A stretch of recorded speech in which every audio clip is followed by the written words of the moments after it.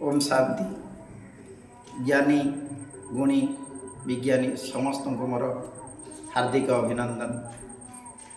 तो आज देखा जे रामचंद्र कहीं मर्यादा पुरुषोत्तम, यही शिक्षा समस्त छात्र समाज जानी रखा उचित, कारण तांकर सेटा गठन समय।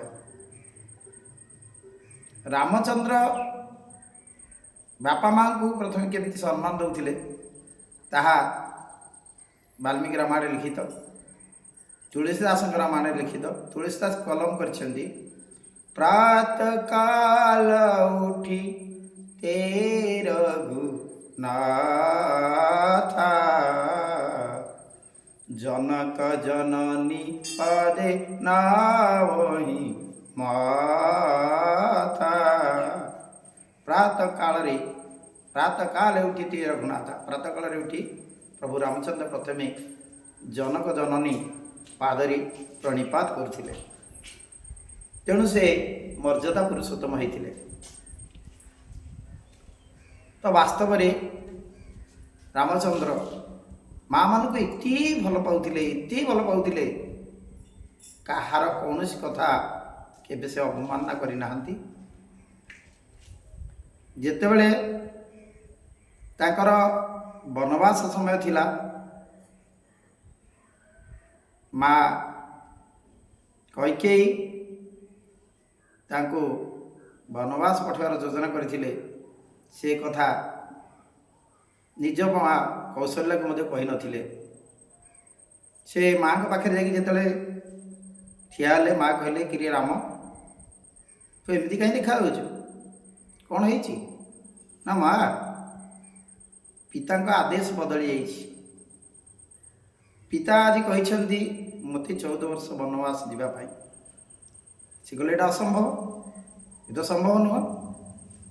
तो माता बिना पिता डिसीजन नेले केंती, निष्पत्ति नेले केंती। से समय कथा पुरातन जुगरे पिता माता मिसी जहाँ निष्पत्ति ग्रहण करते, तेणु सी कहले तो यहाँ असंभव। किंतु रामचंद्र कहले ना माँ, मझिया माँ सम्मति थिला। ओ ठीक अच्छे, मझिया माँ कही तो ताले जाओ, चिंता नहीं। से तोर केबे अमंगल कर निश्चित तो मंगल पाई किछि करिथिबे, तेणु जाओ निश्चित मन रे भगवान तोर मंगल विधान करंतु। तो देखंतु माँ को प्रति सम्मान। से पड़ी दशरथ वनगमन समय राम को सीधा सड़क कही पारि नथिले जे ये भली तू करिया पई। से गुरु वशिष्ठ को डकैले। गुरु वशिष्ठ को कहले तुम्हें राम को कहीदेव जे ये भली तापई आदेश अच्छी। गुरु वशिष्ठ जाई राम पाखे पहुँचले। से गुरु ना, से मध्य दुखरे कही पारना, थंगे थंगे कहते पापा राम तुमर पिता आदेश अच्छी तुमको 14 वर्ष वनगमन करने। से गुरुजी यहाँ आप संकोचरे कहीं कहते, खुशी रे कहना मो पितार आदेश हेले मो पर्वत शिखर तौक डेई पारे, मोर पिता आदेश हेले मु समुद्र भीतर पशि जाई पारे, मोर पिता आदेश हेले मु मुंड को काटी दी पारे, मो निज मुंड को काटी मु डरे दे पारे। तेणु पिता आदेश मम शिरधार्य। तेणु देखो केते सुंदर पिता को से सम्मान प्रदर्शन करछंती। से भली गुरुजी तांकर 2 जन, जड़े शिक्षा गुरु जड़े दीक्षा गुरु, अस्त्र गुरु। जो शिक्षा बा दीक्षा गुरु जी होचंती वशिष्ठ, अस्त्र गुरु होचंती विश्वामित्र। विश्वामित्र सांगरे सी जेतले जाइकी मिथिला रे पहुंची तो से कहते गुरुजी सान भाई चाहूँगी टिके मिथिला नगरी भ्रमण करने, मत जदि आदेश देवे ताले मुझे नहीं टिके बुले आनी। तो गुरुजी कहले जाओ राम जाई बुली आस। रामचंद्र सान भाई लक्ष्मण सहित मिथिला रे बुली बुली बुली କ୍ଳାନ୍ତ ହୋଇ ଯେତେବେଳେ ଘରକୁ ଫେରନ୍ତି, ବିଶ୍ୱାମିତ୍ର ଭାବୁଛନ୍ତି ଦେଖିବା ସାରା ଦୁନିଆ ରାମକୁ ମର୍ଯ୍ୟାଦା ପୁରୁଷୋତ୍ତମ କହୁଛି, ପ୍ରକୃତରେ ସିଏ ମର୍ଯ୍ୟାଦା ପୁରୁଷୋତ୍ତମ ହେବାର ଗୁଣ ତା ପାଖରେ ଅଛି ନା ନାହିଁ ପରୀକ୍ଷା କରିବା।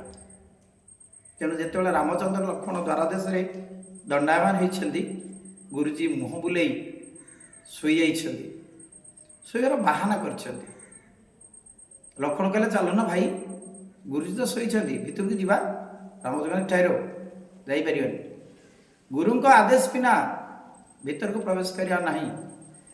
ଯେତେବେଳେ ପର୍ଯ୍ୟନ୍ତ ଗୁରୁଜୀ ଆଦେଶ ଦେଇନାହାନ୍ତି ସେ ପର୍ଯ୍ୟନ୍ତ ଆମକୁ ଭିତରକୁ ଯିବାକୁ ହେବନି।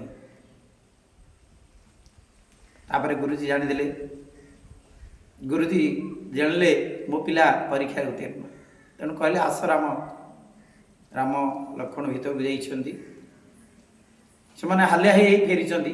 ତଥାପି ଗୁରୁଜୀ ତାଙ୍କୁ ପରୀକ୍ଷା ନେବା ପାଇଁ କହୁଛନ୍ତି, ରାମରେ ମୋ ଦେହ ହାତ ଖୁବ୍ ଦରଜ ଲାଗୁଛି, ଟିକେ ଚିପିଦେବ କି? ରାମଚନ୍ଦ୍ର ଡାହାଣ ଗୋଡ଼, ଲକ୍ଷ୍ମଣ ବାମ ଗୋଡ଼କୁ ମଞ୍ଚାଳୁଛନ୍ତି, ଚିପୁଛନ୍ତି। ଗୁରୁ କହୁନାହାନ୍ତି ଯେ ବନ୍ଦ କର। ବହୁତ ସମୟ ଧରି ସେମାନେ ଚିପି ଚାଲିଛନ୍ତି। ଲକ୍ଷ୍ମଣ କହିଲେ ଭାଇ ନିଦ ଲାଗିଲାଣି, ଚାଲ, ଗୁରୁଜୀ ତ ଶୋଇଲେଣି, ଏଥର ପଳେଇ ଯିବା। ରାମଚନ୍ଦ୍ର କହିଲେ ଗୁରୁଙ୍କ ଆଦେଶ ନ ପାଇଲା ପର୍ଯ୍ୟନ୍ତ ଆମକୁ ଏହି କାର୍ଯ୍ୟ ଜାରି ରଖିବାକୁ ପଡ଼ିବ। ତେଣୁ ବାଧ୍ୟ ହୋଇ ଲକ୍ଷ୍ମଣ ପାଦ ବଞ୍ଚାଳିବାରେ ଲାଗିଲେ। ଗୁରୁଜୀ ଦେଖିଲେ ଏଥିରେ ମଧ୍ୟ ରାମ ପାସ୍। ତେଣୁ ଥରେ ଚିନ୍ତନ କରନ୍ତୁ, ରାମ ମର୍ଯ୍ୟାଦା ପୁରୁଷୋତ୍ତମ ହେଲେଣି ତ ଆଉ হবে କିଏ? ସେହିପରି ସମସ୍ତ ପ୍ରଜାନୁରଞ୍ଜନ ପାଇଁ, ସମସ୍ତଙ୍କ ପ୍ରଜାମାନଙ୍କର ସୁଖ ପାଇଁ ରାମଚନ୍ଦ୍ର ନିଜର ଅତି ପ୍ରିୟତମା ପତ୍ନୀକୁ ମଧ୍ୟ ବିସର୍ଜନ କରିଛନ୍ତି।